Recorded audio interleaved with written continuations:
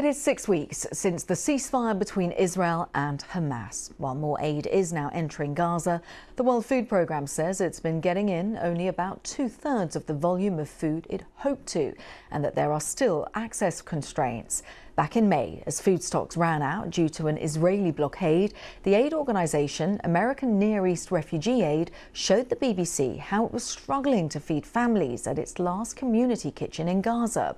Well, now we've gone back to see what's changed. Here's our Middle East correspondent, Yolande Knell. Stirred with care. What's being prepared here isn't just lunch, it's a lifeline. This community kitchen opened in central Gaza after the ceasefire. It now cooks daily for thousands of displaced people who rely on it. We increased to up to 120 pots in a day, serving more than 4,000 families, compared to just 900 families 6 months ago. But while more food is getting into Gaza than it did before, this aid organisation, UNRWA, says it's missing vital ingredients to improve people's diets. We work hard to include vegetables like sweet peppers, onion, and potatoes. We need to secure protein, essential protein like meat and chicken. On the menu today, it's spaghetti with a tomato and vegetable sauce. An increase in fuel allowed into Gaza means UNRWA can use a truck to get the meals to those waiting. And this pasta is a popular choice. Some children can't wait to tuck in. During 2 years of war, Israel restricted the food entering Gaza. The UN declared famine in part of the Strip. Many helped by UNRWA have lost their homes and have no money. We eat the food available from the soup kitchen. We live off it. I swear, nothing's changed since the ceasefire. We were only happy because the constant bloodshed had stopped. When I have 5 kids living in 2 tents, what's new for me? Our situation doesn't get better. We live in a total catastrophe every day. With the onset of winter, life is getting harder. Aid agencies are pressing for Israel to open all of the border crossings into Gaza to bring in more supplies. The conversation we have with the family in the camps are heartbreaking.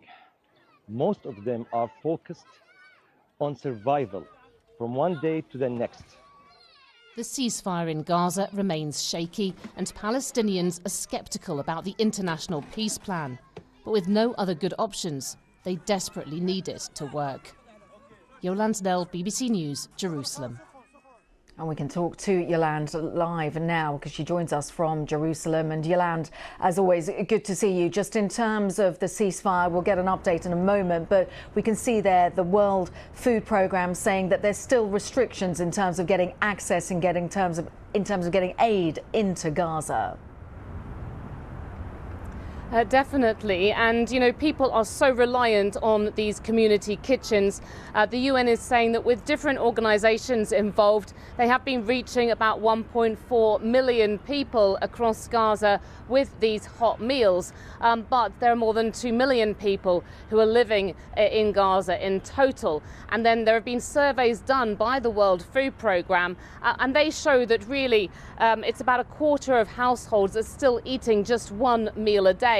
2/3 of households say that they cannot afford to buy the food that is now available, that's coming through to private sellers available on the local markets, because people, of course, after 2 years of war, they have no income, they have no savings left in many cases.